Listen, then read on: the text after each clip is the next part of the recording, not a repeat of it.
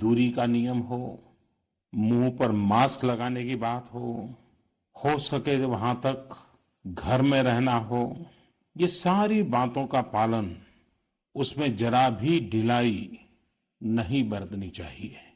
देश में सबके सामूहिक प्रयासों से कोरोना के खिलाफ लड़ाई बहुत मजबूती से लड़ी जा रही है। जब हम दुनिया की तरफ देखते हैं तो हमें अनुभव होता है कि वास्तव में भारतवासियों की उपलब्धि कितनी बड़ी है। हमारी जनसंख्या ज्यादातर देशों से कई गुना ज्यादा है। हमारे देश में चुनौतियां भी भिन्न प्रकार की हैं, लेकिन जितना दुनिया के अन्य देशों में फैला, कोरोना से होने वाले मृत्यु दर भी हमारे देश में काफी कम है। जो नुकसान हुआ है उसका दुख हम सबको है, लेकिन जो कुछ भी हम बचा पाए हैं वो निश्चित तौर पर देश की सामूहिक संकल्प शक्ति का ही परिणाम है। इतने बड़े देश में हर एक देशवासी ने खुद इस लड़ाई को लड़ने की ठानी है। ये पूरी मुहिम पीपल ड्रिवन है। साथियों, देशवासियों की संकल्प शक्ति के साथ एक और शक्ति इस लड़ाई में हमारी सबसे बड़ी ताकत है, वो है देशवासियों की सेवा शक्ति। वास्तव में इस महामारी के समय हम भारतवासियों ने ये दिखा दिया है कि सेवा और त्याग का हमारा विचार केवल हमारा आदर्श नहीं है, बल्कि भारत की जीवन पद्धति है। और हमारे यहां तो कहा गया है, सेवा परमो धर्मः। सेवा स्वयं में सुख है, सेवा में ही संतोष है। आपने देखा होगा कि दूसरों की सेवा में लगे व्यक्ति के जीवन में कोई डिप्रेशन या तनाव कभी नहीं दिखता।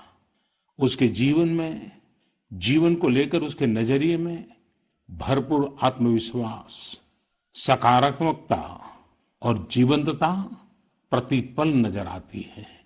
साथियों, हमारे डॉक्टर्स, नर्सिंग स्टाफ, सफाई कर्मी, पुलिसकर्मी, मीडिया के साथी, ये सब जो सेवा कर रहे हैं उसकी चर्चा मैंने कई बार की है।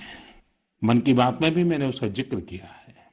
सेवा में अपना सब कुछ समर्पित कर देने वाले लोगों की संख्या अनगिनत है। ऐसे ही एक सज्जन है तमिलनाडु के सी मोहन। सी मोहन जी मदुरई में एक सैलून चलाते हैं। अपनी मेहनत की कमाई से इन्होंने अपनी बेटी की पढ़ाई के लिए 5 लाख रुपए बचाए थे, लेकिन इन्होंने ये पूरी राशि इस समय जरूरतमंदों, गरीबों की सेवा के लिए खर्च कर दी। इसी तरह अगरतला में ठेला चलाकर जीवन यापन करने वाले गौतम दास जी अपनी रोजमर्रा की कमाई की बचत में से हर रोज दाल चावल खरीदकर जरूरतमंदों को खाना खिला रहे हैं। पंजाब के पठानकोट से भी एक ऐसा ही उदाहरण मुझे पता चला।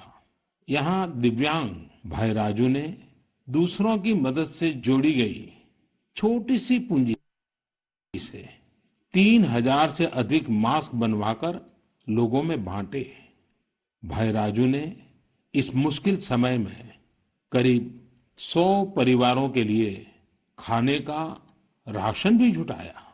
देश के सभी इलाकों से विमेन सेल्फ हेल्प ग्रुप के परिश्रम की भी अनगिनत कहानियां इन दिनों हमारे सामने आ रही है। गांवों में, छोटे कस्बों में हमारी बहनें, बेटियां हर दिन हजारों की संख्या में मास्क बना रही हैं। तमाम सामाजिक संस्थाएं भी इस काम में इनका सहयोग कर रही हैं। साथियों, ऐसे कितने ही उदाहरण हर दिन दिखाई और सुनाई पड़ रहे हैं। कितने ही लोग खुद भी मुझे नमो ऐप और अन्य माध्यमों के जरिए अपने प्रयासों के बारे में बता रहे हैं। कई बार समय की कमी के चलते मैं बहुत से लोगों का, बहुत से संगठनों का, बहुत सी संस्थाओं का नाम नहीं ले पाता हूं। सेवा भाव से लोगों की मदद कर रहे ऐसे सभी लोगों की मैं प्रशंसा करता हूं, उनका आदर करता हूं, उनका तहे दिल से अभिनंदन करता हूं।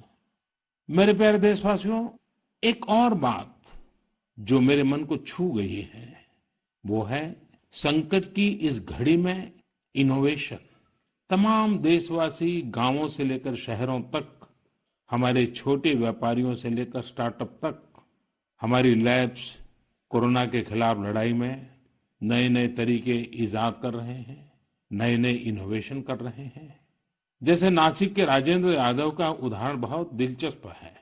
राजेंद्र जी नासिक में सतना गांव के किसान हैं। अपने गांव को कोरोना संक्रमण से बचाने के लिए उन्होंने अपने ट्रैक्टर से जोड़कर एक सैनिटाइजेशन मशीन बना ली है और ये इनोवेटिव मशीन बहुत प्रभावी तरीके से काम कर रही है। इसी तरह मैं सोशल मीडिया में कई तस्वीरें देख रहा था। कई दुकानदारों ने 2 गज की दूरी के लिए दुकान में बड़े पाइपलाइन लगा लिए हैं, जिसमें एक छोर से वो ऊपर से सामान डालते हैं और दूसरी छोर से ग्राहक अपना सामान ले लेते हैं। इस दौरान पढ़ाई के क्षेत्र में भी कई अलग अलग इनोवेशन शिक्षकों और छात्रों ने मिलकर किए हैं। ऑनलाइन क्लासेस, वीडियो क्लासेस, उसको भी अलग अलग तरीकों से इनोवेट किया जा रहा है। कोरोना की वैक्सीन पर हमारी लैब्स में जो काम हो रहा है उस पर तो दुनिया भर की नजर है और हम सबकी आशा भी। किसी भी परिस्थिति को बदलने के लिए इच्छा शक्ति के साथ ही बहुत कुछ इनोवेशन पर भी निर्भर करता है। हजारों सालों की मानव जात की यात्रा लगातार इनोवेशन से ही इतने आधुनिक दौर में पहुंची है। इसलिए इस महामारी पर जीत के लिए हमारी ये विशेष इनोवेशंस भी बहुत बड़ा आधार है। साथियों, कोरोना के खिलाफ लड़ाई का यह रास्ता लंबा है। एक ऐसी आपदा जिसका पूरी दुनिया के पास कोई इलाज ही नहीं है, जिसका कोई पहले का अनुभव भी नहीं है, तो ऐसे में नई नई चुनौतियां और उसके कारण परेशानियां हम अनुभव भी कर रहे हैं। ये दुनिया के हर कोरोना प्रभावित देश में हो रहा है और इसलिए भारत भी इससे अछूता नहीं है। हमारे देश में भी कोई वर्ग ऐसा नहीं है जो कठिनाई में ना हो, परेशानी में ना हो। और इस संकट की सबसे बड़ी चोट अगर किसी पर पड़ी है तो हमारे गरीब, मजदूर, श्रमिक वर्ग पर पड़ी है। उनकी तकलीफ, उनका दर्द, उनकी पीड़ा शब्दों में नहीं कही जा सकती। हम में से कौन ऐसा होगा जो उनकी और उनके परिवार की तकलीफों को अनुभव न कर रहा हो। हम सब मिलकर इस तकलीफ को, इस पीड़ा को बांटने का प्रयास कर रहे हैं। पूरा देश प्रयास कर रहा है। हमारे रेलवे के साथी दिन रात लगे हुए हैं। केंद्र हो, राज्य हो, स्थानीय स्वराज की संस्थाएं हो, हर कोई दिन रात मेहनत कर रहे हैं। जिस प्रकार रेलवे के कर्मचारी आज जुटे हुए हैं, वे भी एक प्रकार से अग्रिम पंक्ति में खड़े कोरोना वॉरियर्स ही है। लाखों श्रमिकों को ट्रेनों से और बसों से सुरक्षित ले जाना, उनके खाने पीने की चिंता करना, हर जिले में क्वारंटाइन केंद्रों की व्यवस्था करना, सभी की टेस्टिंग, चेकअप, उपचार की व्यवस्था करना, ये सब काम लगातार चल रहे हैं और बहुत बड़ी मात्रा में चल रहे हैं। लेकिन साथियों, जो दृश्य आज हम देख रहे हैं, इससे देश को अतीत में जो कुछ हुआ उसके अवलोकन और भविष्य के लिए सीखने का अवसर भी मिला है। आज हमारे श्रमिकों की पीड़ा में हम देश के पूर्वी हिस्से की पीड़ा को देख सकते हैं। जिस पूर्वी हिस्से में देश का ग्रोथ इंजन बनने की क्षमता है, जिसके श्रमिकों के बाहुबल में देश को नई ऊंचाई पर ले जाने का सामर्थ्य है, उस पूर्वी हिस्से का विकास बहुत आवश्यक है। पूर्वी भारत के विकास से ही देश का संतुलित आर्थिक विकास संभव है। देश ने जब मुझे सेवा का अवसर दिया, तभी से हमने पूर्वी भारत के विकास को प्राथमिकता दी है।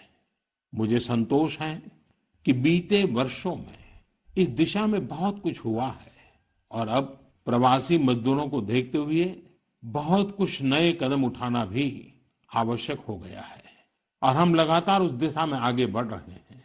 जैसे कहीं श्रमिकों की स्किल मैपिंग का काम हो रहा है, कहीं स्टार्टअप्स इस काम में जुटे हैं, कहीं माइग्रेशन कमीशन बनाने की बात हो रही है। इसके अलावा केंद्र सरकार ने अभी जो फैसले लिए हैं उससे भी गांवों में रोजगार, स्वरोजगार, लघु उद्योगों से जुड़ी विशाल संभावनाएं खुली हैं। ये फैसले इन स्थितियों के समाधान के लिए हैं, आत्मनिर्भर भारत के लिए हैं। अगर हमारे गांव आत्मनिर्भर होते, हमारे कस्बे, हमारे जिले, हमारे राज्य आत्मनिर्भर होते, तो अनेक समस्याओं ने वो रूप नहीं लिया होता जिस रूप में वो आज हमारे सामने खड़ी है। लेकिन अंधेरे से रोशनी की ओर बढ़ना मानव स्वभाव है। तमाम चुनौतियों के बीच मुझे खुशी है कि आत्मनिर्भर भारत पर आज देश में व्यापक मंथन शुरू हुआ है। लोगों ने अब इसे अपना अभियान बनाना शुरू किया है। इस मिशन का नेतृत्व देशवासी अपने हाथ में ले रहे हैं। बहुत से लोगों ने तो ये भी बताया है कि उन्होंने जो जो सामान उनके इलाके में बनाए जाते हैं उनकी एक पूरी लिस्ट बना ली है। ये लोग अब इन लोकल प्रोडक्ट्स को ही खरीद रहे हैं और वोकल फॉर लोकल को प्रमोट भी कर रहे हैं। मेक इन इंडिया को बढ़ावा मिले, इसके लिए सब कोई अपना अपना संकल्प जता रहा है। बिहार के हमारे एक साथी श्रीमान हिमांशु ने मुझे नमो ऐप पर लिखा है कि वो एक ऐसा दिन देखना चाहते हैं जब भारत विदेश से आने वाले आयात को कम से कम कर दे, चाहे पेट्रोल, डीजल, ईंधन का आयात हो, इलेक्ट्रॉनिक आइटम्स का आयात हो, यूरिया का आयात हो या फिर खाद्य तेल का आयात हो। मैं उनकी भावनाओं को समझता हूं। हमारे देश में कितनी ही ऐसी चीजें बाहर से आती हैं जिन पर हमारे ईमानदार टैक्स पेयर्स का पैसा खर्च होता है, जिनका विकल्प हम आसानी से भारत में तैयार कर सकते हैं। असम के सुदीप ने मुझे लिखा है कि वो महिलाओं के बनाए हुए लोकल बैम्बू प्रोडक्ट्स का व्यापार करते हैं और उन्होंने तय किया है कि आने वाले 2 वर्ष में वे अपने बैम्बू प्रोडक्ट को एक ग्लोबल ब्रांड बनाएंगे। मुझे पूरा भरोसा है आत्मनिर्भर भारत अभियान इस दशक में देश को नई ऊंचाई पर ले जाएगा। मेरे प्यारे देशवासियों, कोरोना संकट के इस दौर में मेरी विश्व के अनेक नेताओं से बातचीत हुई है, लेकिन मैं एक सीक्रेट जरूर आज बताना चाहूंगा। विश्व के अनेक नेताओं की जब बातचीत होती है तो मैंने देखा इन दिनों उनकी बहुत ज्यादा दिलचस्पी योग और आयुर्वेद के संबंध में होती है।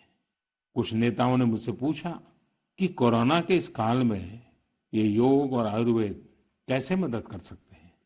साथियों, अंतर्राष्ट्रीय योग दिवस जल्द ही आने वाला है। योग जैसे जैसे लोगों के जीवन से जुड़ रहा है, लोगों में अपने स्वास्थ्य को लेकर जागरूकता भी लगातार बढ़ रही है। अभी कोरोना संकट के दौरान भी ये देखा जा रहा है कि हॉलीवुड से हरिद्वार तक घर में रहते हुए लोग योग पर बहुत गंभीरता से ध्यान दे रहे हैं। हर जगह लोगों ने योग और उसके साथ साथ आयुर्वेद के बारे में और ज्यादा जानना चाहा है, उसे अपनाना चाहा है।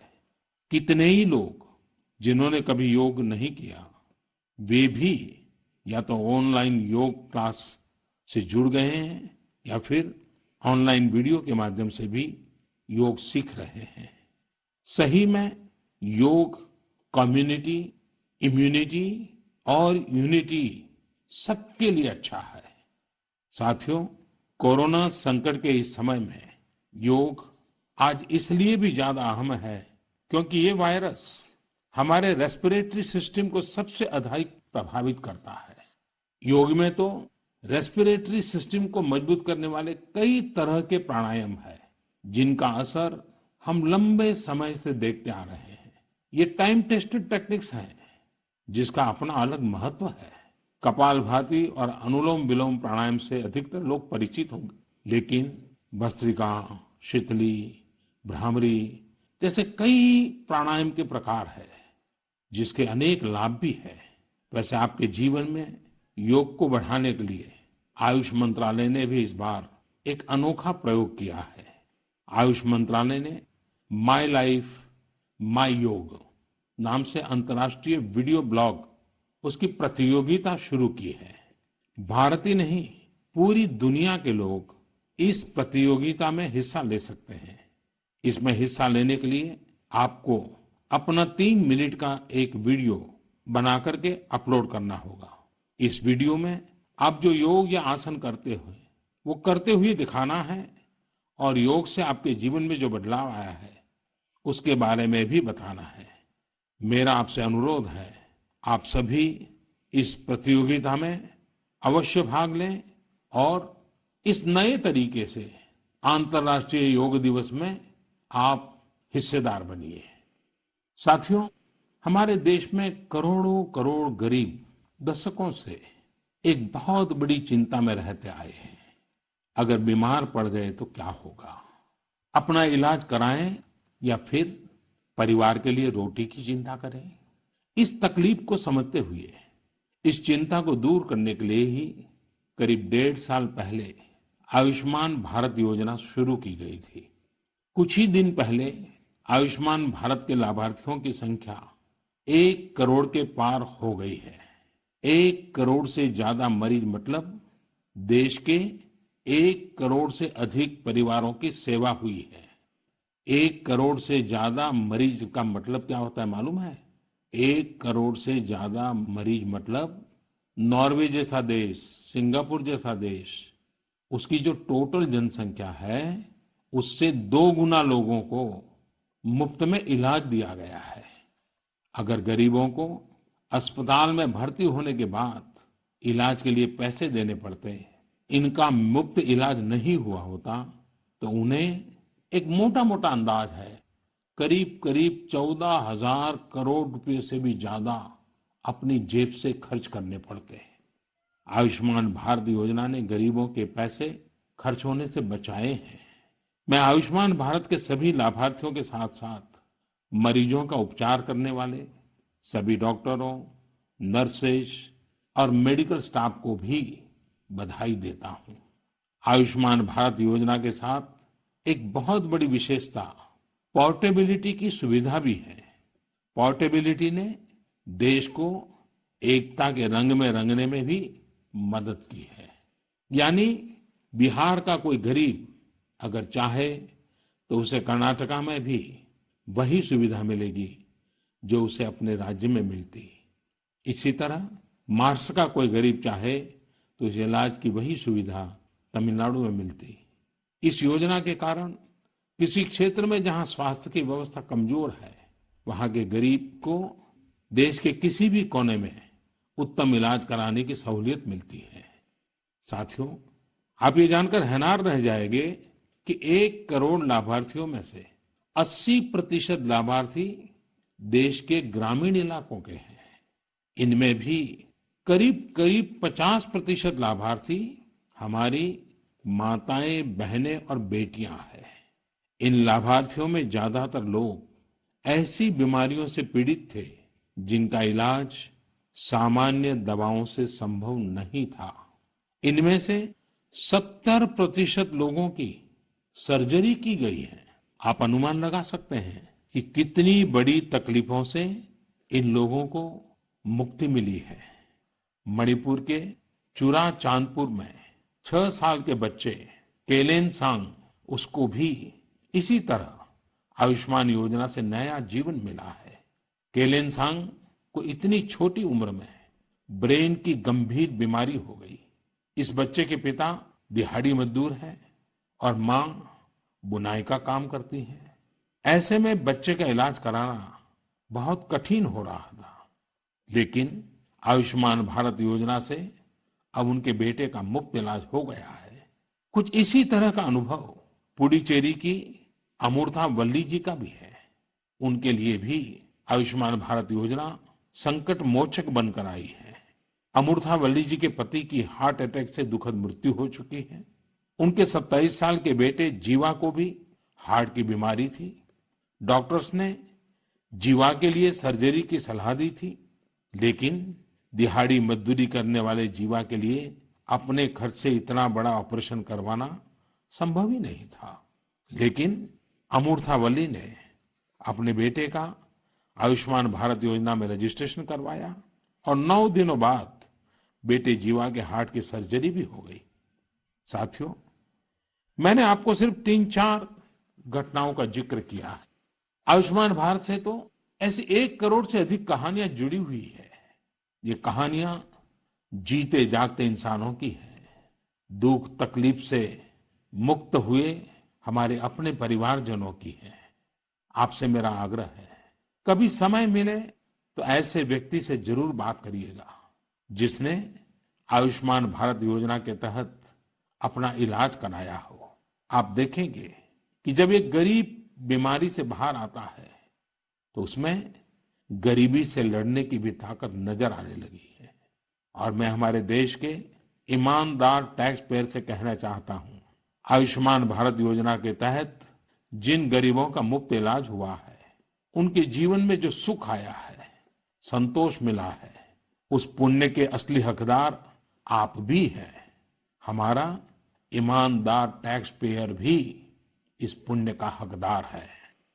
मेरे प्यारे देशवासियों, एक तरफ हम महामारी से लड़ रहे हैं तो दूसरी तरफ हमें हाल में पूर्वी भारत के कुछ हिस्सों में प्राकृतिक आपदा का भी सामना करना पड़ा है।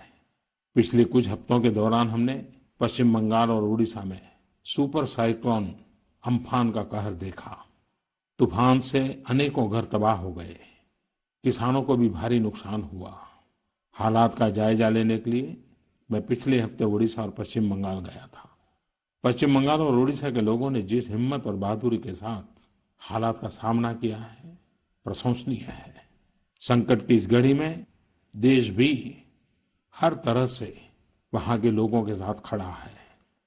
साथियों, एक तरफ जहां पूर्वी भारत तूफान से आई आपदा का सामना कर रहा है, वहीं दूसरी तरफ देश के कई हिस्से टिड्डियों या लोकस्ट के हमले से प्रभावित हुए हैं। इन हमलों ने फिर हमें याद दिलाया है कि ये छोटा सा जीव कितना नुकसान करता है। टिड्डी दल का हमला कई दिनों तक चलता है, बहुत बड़े क्षेत्र पर इसका प्रभाव पड़ता है। भारत सरकार हो, राज्य सरकार हो, कृषि विभाग हो, प्रशासन भी इस संकट के नुकसान से बचने के लिए, किसानों की मदद करने के लिए आधुनिक संसाधनों का भी उपयोग कर रहा है। नए नए आविष्कार की तरफ भी ध्यान दे रहा है। और मुझे विश्वास है कि हम सब मिलकर के हमारे कृषि क्षेत्र पर ये जो संकट आया है, उससे भी लोहा लेंगे, बहुत कुछ बचा लेंगे। मेरे प्यारे देशवासियों, कुछ दिन बाद ही 5 जून को पूरी दुनिया विश्व पर्यावरण दिवस मनाएगी। विश्व पर्यावरण दिवस पर इस साल की थीम है बायोडायवर्सिटी, यानी जैव विविधता। वर्तमान परिस्थितियों में यह थीम विशेष रूप से महत्वपूर्ण है। लॉकडाउन के दौरान पिछले कुछ हफ्तों में जीवन की रफ्तार थोड़ी धीमी जरूर हुई है, लेकिन इससे हमें अपने आसपास प्रकृति की समृद्ध विविधता को, जैव विविधता को करीब से देखने का अवसर भी मिला है। आज कितने ही ऐसे पक्षी जो प्रदूषण और शोर शराबे में ओझल हो गए थे, सालों बाद उनकी आवाज को लोग अपने घरों में सुन रहे हैं। अनेक जगहों से जानवरों के उन्मुक्त विचरण की खबरें भी आ रही है। मेरी तरह आपने भी सोशल मीडिया में जरूर इन बातों को देखा होगा, पढ़ा होगा। बहुत लोग कह रहे हैं, लिख रहे हैं, तस्वीरें साझा कर रहे हैं कि वो अपने घर से दूर दूर पहाड़ियां देख पा रहे हैं, दूर दूर जलती हुई रोशनी देख रहे हैं। इन तस्वीरों को देखकर कई लोगों के मन में ये संकल्प उठा होगा, क्या हम उन दृश्यों को ऐसे ही बना रख सकते हैं? इन तस्वीरों ने लोगों को प्रकृति के लिए कुछ करने की प्रेरणा भी दी है। नदियां सदा स्वच्छ रहें, पशु पक्षियों को भी खुलकर जीने का हक मिले, आसमान भी साफ सुथरा हो, इसके लिए हम प्रकृति के साथ तालमेल बिठाकर जीवन जीने की प्रेरणा ले सकते हैं। मेरे प्यारे देशवासियों, हम बार बार सुनते हैं, जल है तो जीवन है, जल है तो कल है, लेकिन जल के साथ हमारी जिम्मेवारी भी है। वर्षा का पानी, बारिश का पानी, ये हमें बचाना है। एक एक बूंद को बचाना है। गांव गांव वर्षा के पानी को हम कैसे बचाएं? परंपरागत बहुत सरल उपाय हैं। उन सरल उपाय से भी हम पानी को रोक सकते हैं। 5 दिन 7 दिन भी अगर पानी रुका रहेगा तो धरती माँ के पास बुझाएगा, पानी फिर जमीन में जाएगा। वही जल जीवन की शक्ति बन जाएगा। और इसलिए इस वर्षा ऋतु में हम सबका प्रयास रहना चाहिए कि हम पानी को बचाएं, पानी को संरक्षण करें। मेरे प्यारे देशवासियों, स्वच्छ पर्यावरण सीधे हमारे जीवन, हमारे बच्चों के भविष्य का विषय है। इसलिए हमें व्यक्तिगत स्तर पर भी इसकी चिंता करनी होगी। मेरा आपसे अनुरोध है कि इस पर्यावरण दिवस पर कुछ पेड़ अवश्य लगाएं और प्रकृति की सेवा के लिए कुछ ऐसा संकल्प अवश्य लें जिससे प्रकृति के साथ आपका हर दिन का रिश्ता बना रहे। हाँ, गर्मी बढ़ रही है, इसलिए पक्षियों के लिए पानी का इंतजाम करना मत भूलिएगा। साथियों, हम सबको ये भी ध्यान रखना होगा कि इतनी कठिन तपस्या के बाद, इतनी कठिनाइयों के बाद देश ने जिस तरह हालत संभाला है, उसे बिगड़ने नहीं देना है। हमें इस लड़ाई को कमजोर नहीं होने देना है। हम लापरवाह हो जाएं, सावधानी छोड़ दें, ये कोई विकल्प नहीं है। कोरोना के खिलाफ लड़ाई अब भी उतनी ही गंभीर है। आपको, आपके परिवार को कोरोना से अभी भी उतना ही गंभीर खतरा हो सकता है। हमें हर इंसान की जिंदगी को बचाना है। इसलिए 2 गज की दूरी, चेहरे पर मास्क, हाथों को धोना, इन सब सावधानियों का वैसे ही पालन करते रहना है जैसे अभी तक करते आए हैं। मुझे पूरा विश्वास है कि आप अपने लिए, अपनों के लिए, अपने देश के लिए ये सावधानी जरूर रखेंगे। इसी विश्वास के साथ आपके उत्तम स्वास्थ्य के लिए मेरी हार्दिक शुभकामनाएं हैं। अगले महीने फिर एक बार मन की बात अनेक नए विषयों के साथ जरूर करेंगे। धन्यवाद।